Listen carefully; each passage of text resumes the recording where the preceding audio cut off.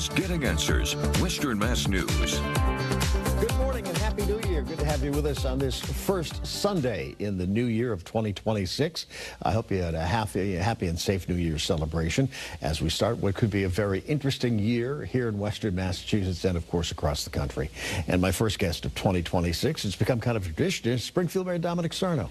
Good to see you, my friend. Happy New Year, my friend. Happy New Year to you. Thank you. It is a tradition. Did the first show with you when you started this some years ago, and a couple times a year, and to start the new year. So I'm honored to be with you, and you're the best ad-libber around on TV. I'll tell you that right now. Honored to have you with us. Tell Chris, your son, I said hello. Thank you for what he does for our students in SciTech. He keeps busy. Good. Indeed. You know, with kids at home, too. But how are you? How are you feeling? I feel good. You know, Dave, you went through it. I'll tell you a key thing here is you got to have a good primary care physician or doctor, and I did. Dr. Franny Murray, very thorough. And when this kid started about a year and a half ago, he didn't like some of the numbers he saw. And he said, geez, Dom, Mayor, do you mind if I give Phil Glynn a call, Dr. Glynn, the Caritas, just a Caritas Cancer Care Center? I said, no. They grew up together in Forest Park. I said, I don't want to alarm you, but I just don't like some of the numbers. So, lo and behold, I've never been sick before in my life. And as you know, going through, they test you for everything and cancer. And I got great care from Dr. Glynn and his team at Caritas, and he collaborated with Dr. Fisher at Dana-Farber, which is amazing. People from all over the world come there in Boston. And so I've gone from going every week for treatments at Dana-Farber. I'm down to once a month now, and the port. The 10,000 pills you got to take twice a day, the shots in the stomach. It's life-changing, isn't it? Yeah, and but I, going in the right direction. Yeah.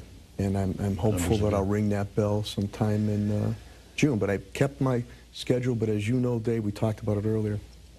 Your body tells you when you got to shut down. And the last thing I'll say is, I've had limited residual effects. The doctors, whether it was Dr. Glynn or Dr. Fisher, I told him, I said, I don't care what you have to do to get rid of this. If I lose my hair, I lose my hair. And I said, Mayor, the stuff we're giving you might not lose your hair. So far, I haven't. I know that's that whole thing. It gives you, like you were saying, you've never really been sick like this in your whole life. It's like, and you come to the realization that, yeah, this could happen to me, and it can happen to anybody. Yeah, and I'll tell you that the support of my family, my wife Carl, my daughters Cassandra and Kiara, friends, but big thing, the outpouring of support from people I didn't even know that would reach out to me or send me cards or letters saying they had cancer 20 years ago and they're doing fine. And that means a lot. You got to have a positive attitude, and prayers mean a lot. So I'm feeling good. Good. I'm not going anywhere, and on to 2027. There we go. That's right. Another election. Yeah. How's the city doing overall? What's your assessment of the state of the city as we begin? Good. I mean, you have your urban challenges, but the biggest thing here is that we have very, very stable finances, and we're going to need them, strong finances. I have a great team. CAFO, Kathy Bono, leads that financial team, and my cabinet heads and department heads. We continue to make strides, as you know, with our school system, now with new superintendent, Dr. Sonia Denault. Continue to build and rehab new schools. I have housing projects being done, whether market rate, workforce development. And I know for the skiers, they're looking for a good four-letter word, snow, but jobs, J-O-B-S, would continue economic development projects. And we've made strides with police superintendent Larry Akers and my dedicated men and women in blue in public safety. So we continue to go in the right direction. There's more work to be done, especially with some of the challenges we have in Horizon. And the financial challenges, too. Is it time for the state, do you think, to look at their formula for local aid, for whether it's schools or roads or whatever else? On the school side, we always do, 2/3 of my billion-dollar budget is on the school side. Right. And I can't, touch that money. Always looking to see if we can get more. But the local aid, I wish they could relook at. Now, here's the key thing now. The continued onslaught of federal government changes that are occurring. It's not like every month or every couple months. It's every day, every week. That uncertainty. And that uncertainty when you're trying to put your budget together. So if the federal government cuts down to the state, that eventually trickles down to me at the city. So we have to brace for that. It's been 12 or 13 years in a row I've been able to balance the budget without using any reserves, which is unheard of in municipal government. Sure. You might have to look upon that differently to keep services going, to keep people working. But just like in a business world, a businessman or businesswoman, they want predictability and stability. Sure.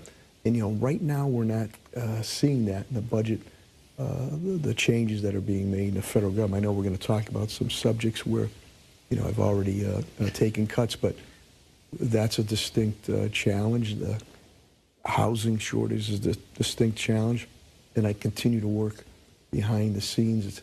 I'm very concerned about the Bay State Medical Center and Mercy Hospital. Mercy, yeah. And I continue to work with their leaders there, which I've had great relationships with Bay State proper, Peter Banco, CEO, president, Dr. Rob Bruce, who's great at Mercy proper on that. And again, financial challenges that they're facing. Yeah. As my residents and the residents of Western Massachusetts, you know, with Bay State's the only level 1 trauma center in Western Mass. They can only take on so much capacity. And Mercy Hospital always had a special niche. Now, it's not the Mercy that we knew from before. Sure. Trinity has taken them over, but I'm going to continue. I continue to speak with Governor Healy, Lieutenant Governor Driscoll, and her lieutenants and leaders at HHS and Department of Public Health, too. I'm going to fight tooth and nail. We really need to keep 2 hospitals here. Their presence is critical to care here. Yeah. And it's also critical, too, when you look at Bay State. Bay State is the largest employer, 13,000 or so. At one time it was 15,000, but 13,000 or so. And then, you know, Mercy with the maternal health care, they were delivering 800 to 1,000 babies a day. And plus Mercy had that religious component to it, which is very special to a lot of people. I want to talk, you were talking about fiscal challenges, the community mitigation fund. This one, hearing about it just seemed like it came out of the blue. State lawmakers are redirecting all that money to statewide priorities in 2 consecutive budgets. The budget zeroed out the fund, which is directed to communities near the casinos. That shocked me when I heard about that. I played by the rules. It was very quiet. I played by the rules. That was the deal. That was the legislation. Those were the rules. At times we were getting about $3.5 million. And we're a direct host community. Yeah. Using that for infrastructure projects, using that for police and fire and economic development projects in the area of MGM. So, you know, and I advocated from the governor on down into our local delegation. You know, I did not believe that's fair, especially for the direct host communities. They're most impacted. We're most impacted. You know, there's good that comes out of it too, but you know, we also have to be proactive in preparing for any challenges that we might face. So, to go from at times $3.5 million a year, zeroed out. You know, you're on the ball field, and they change the playing rules in the middle of the game. What are they saying? Why do they? Obviously, they need the money. Well, you hit it right on the head. They're prepping for continued challenges that they're going to face on the state level and on the federal level on it. But I mean, $3.5 million, you know, with the size of their budget is a drop in a bucket for them. Sure. Not for me. No. So that's a hole in the gap that I have to fill that I wasn't counting on doing. Yeah. And in addition to that, I know you had said that MGM isn't holding up its end of the bargain when it comes to developing State and Main Streets, that property. That's been 7 years. Yeah, you know, a world-renowned billion-dollar corporation, company, and lo and behold, who's taking the lead downtown? Springfield, my administration. You know, we were able to barter the deals with the state for the new garage, the Esplanade area, the new entrance. We took over the buildings across the street that went belly up. We took over the buildings that run parallel to them, the chicken building there. We're redeveloping them. Yeah. The Cafferty's and other developers. And the billion-dollar corporation, again, it's been lip service and crickets. That's part of the host community agreement. And where I need to commend MGM, I do. But Sure. where I need to be constructive criticism, I'm not shy on it at all. They're making money there. Mm-hmm. That was part of the deal that they have to develop. Not as much as they wanted, I don't think, but still, they're making money. Yeah. They're making money. And but 101 was supposed to be developed by them, and I'm going to continue to echo that, as I did when the Mass Gaming Commission met here in Springfield a few months back, and they got the message too that they want to see something done. But it's part of the deal. What's MGM's excuse? You know, COVID and then this and that and money. Again, you're a billion-dollar corporation, and what drives me crazy is that scaffolding and those Jersey barriers there. So I need to see some progress, some development that occurs, that needs to occur there. And again, they've done some good things, and I commend them on that. But where they haven't lived up to expectation, I will constructively criticize them. And this is part of the deal. Yep. And believe you me, if I was breaking part of the deal, they'd have me in court in a second. Sure. So, You'll hear from them. All right, we'll take a break. When we come back, Mayor Sarno and I are going to talk about safety concerns when it comes to street lighting and traffic and lots more. Stay with us. Welcome back to Western Mass News Getting Answers. My first guest of the new year is Springfield Mayor Domenic Sarno. We talked about a lot of concerns over street lighting we've heard about in Springfield, which some on State Street say is now a factor in the number of crashes there. And I know your administration's looking into it and the city itself. yeah, I met with the Eversource president, Doug Foley, and his people, with my Chief Development Officer Tim Sheehan and Chris Signoli, my DPW director, and Tina Quagliato-Sullivan, who does my neighborhood stuff on it. And first of all, my sympathy, thoughts, and prayers go to the families of people that have lost their lives. Mm-hmm. On a traffic situation that occurs, you have to first find out what the causation of the situation was. Sure. Because that'll tell what corrections need to be made or not made, what exactly happened. So we brought Eversource in, as I did about 4 years ago or so, and since then, they have about 14,500 lights. They replaced nearly 13,000 lights with LEDs. As of December 19th, and I think they've done more, I think they did 41 lights or so on the State Street corridor. Mm-hmm. LEDs being replaced. So improvements have been made. Yeah, improvements have been made, and but again, you have to see what the causation of that accident. The more lighting, the better. I've had some other neighborhoods where we did do some more lighting, and some people complained it was too bright now. And to me, I know people like decorative lighting. My big thing is, I want it to look aesthetically good, but lighting. I want the lighting. And decorative lighting is a little tough when you get the illumination aspect. So we made some good headway. They're going to continue to follow through on the work orders and the repairs. But my sympathy and thoughts and prayers to the families that have been affected. But bottom line, you have to see what was the causation. We made an arrest in the situation. It was a hit and run driver, which is terrible. Which is terrible. Eversource and Springfield seem to have a complex relationship, I guess, is one way to look at it, as far as high energy rates and everything else when it comes to electricity and gas. But you meet with them on a regular basis. I do, because, it's keeping the lines of communication open are important. Right. Because even when you have to deal with tough subjects, because the bottom line is to get a deal done or get something done. Now, I wish I did, I do not have a lot to say at all with the rates and the delivery services and the supply services. Looking at that now. And the state governor Healy's looking at that now. I know people at times will say they want lower electricity costs and lower gas rates. Well, how do you get that?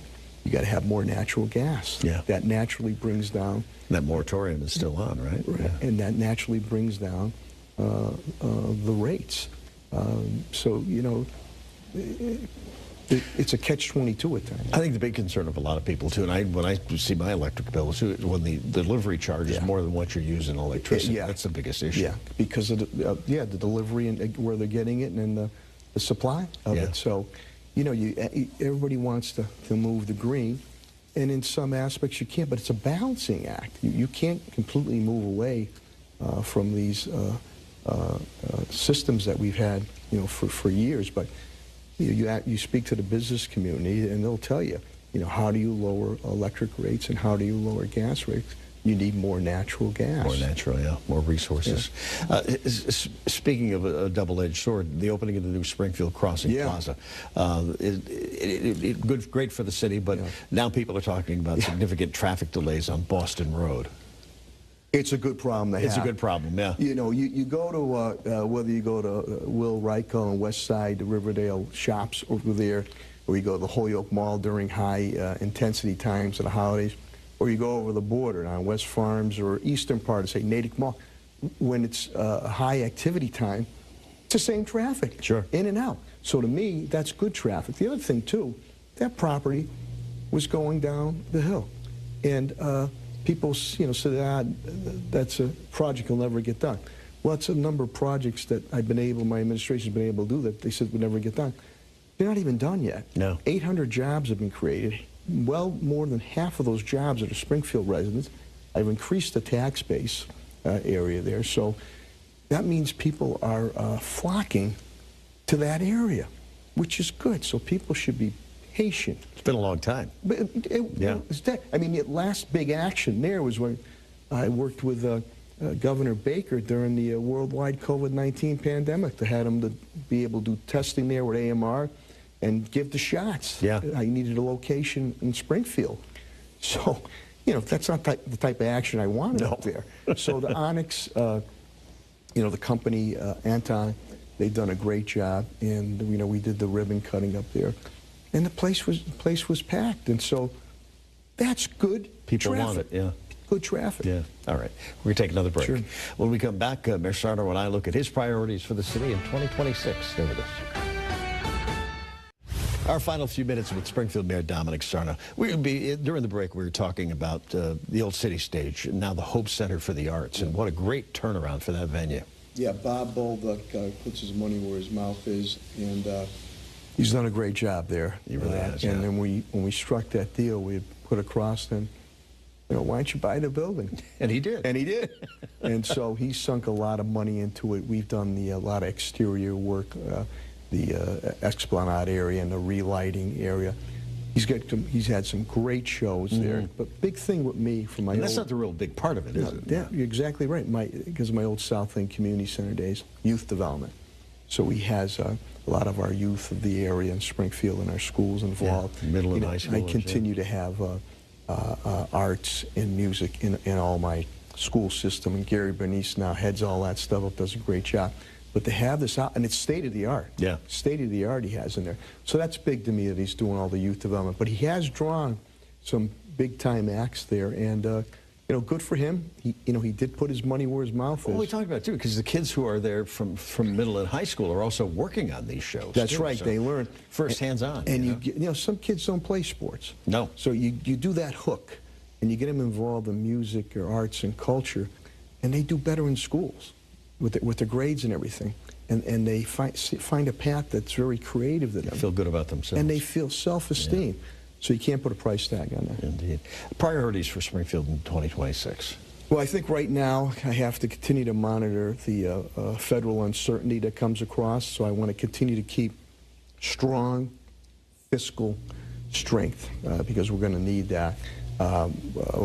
Continued public safety to be my #1 priority. I'm going to continue to build and rehab new schools, Mass School Building Authority. You know, we have Harena, just met with them for Beale and Washington Street School, and we have White Street School and Kensington Avenue School. Jobs, JOBS. I just met with a company from Australia, Durapanel, which is they do this type of drywall work, different, with wheat, excess wheat that the farmers would burn.